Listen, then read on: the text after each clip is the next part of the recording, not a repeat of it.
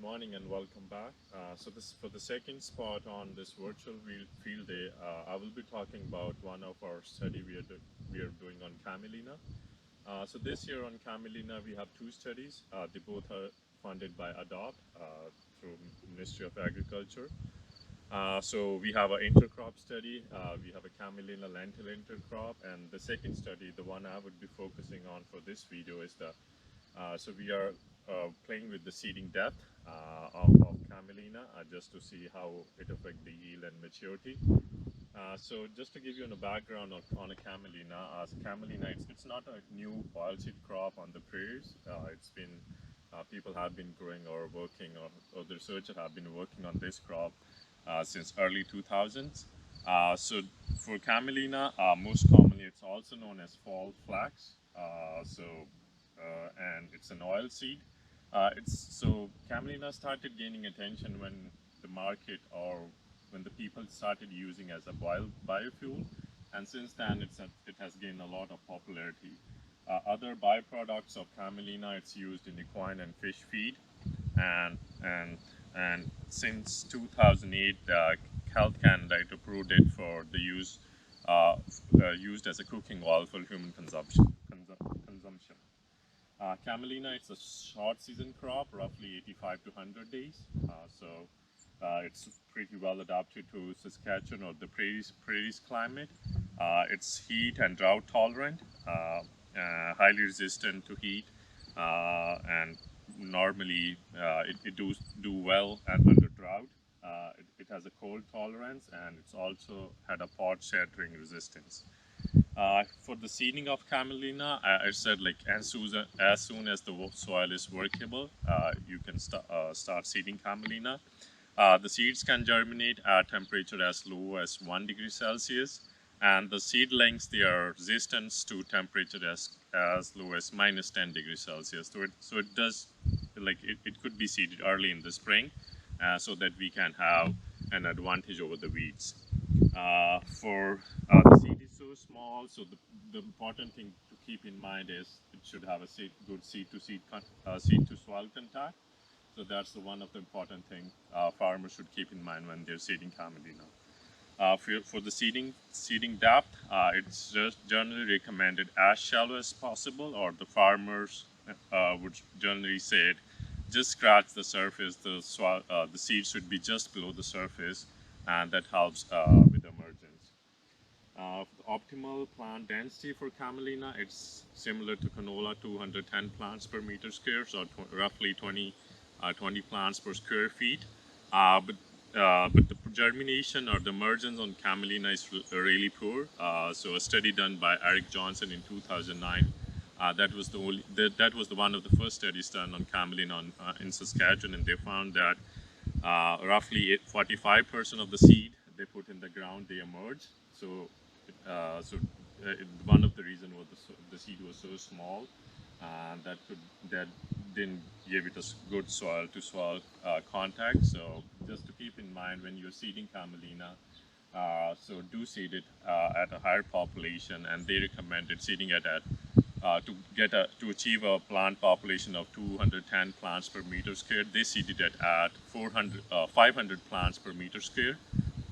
So that was roughly 45 plants per square feet. Seeding rate is similar to canola, 6 pounds or 6 kg per hectare, or 5 pounds per acre. Yield potential, Camellina has similar yield potential to canola. It does well, better than canola under drought condition, but the canola it would out yield Camellina if moisture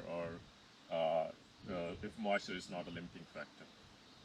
For nutrient requirements, the study done by Eric Johnson, they recommended that 120 kg of N per hectare, it's optimal for Camellina, and increasing the nitrogen rates beyond that, it wasn't economically beneficial. For diseases and insect, for diseases, Camellina, it's resistant to blackleg and other common diseases which can infect Camellina under Saskatchewan conditions or on the prairies. They are downy mildew, which is the most common one. Then we have the white rust. Then sclerotina can be an issue, and it's also susceptible to clubroot. For insects, the flea beetles can be a problem in Camellina, but the potential of damage, it's not. It's usually less than what we see in the canola.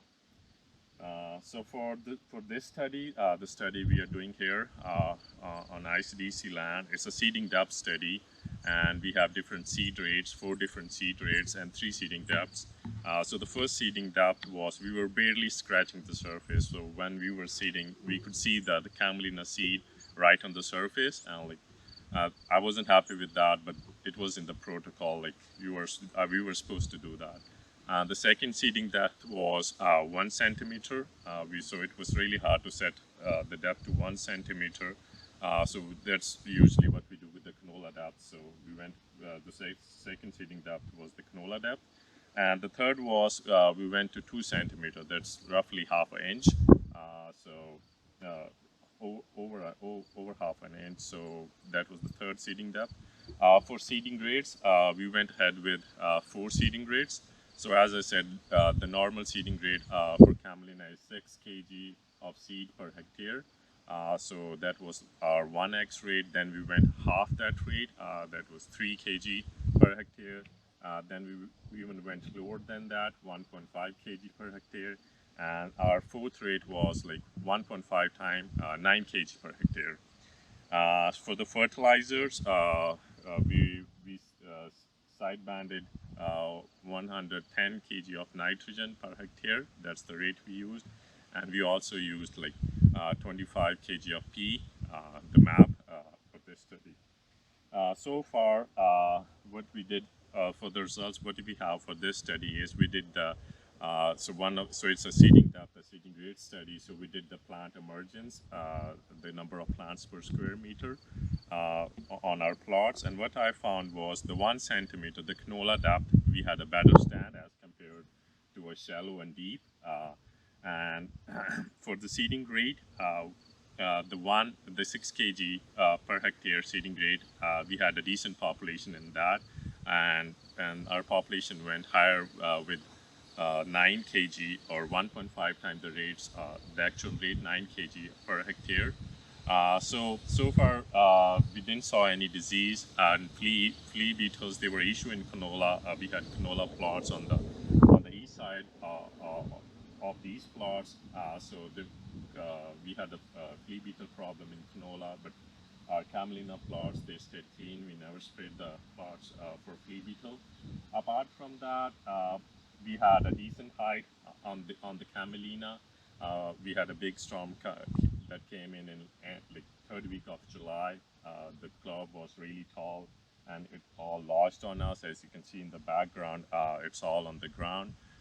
So far, I'm expecting we will get a decent yield for 4 plots, and so we will harvest this plot and try to write a report on this and update it on our website. So stay tuned for the results, and we will get back to you. Thank you.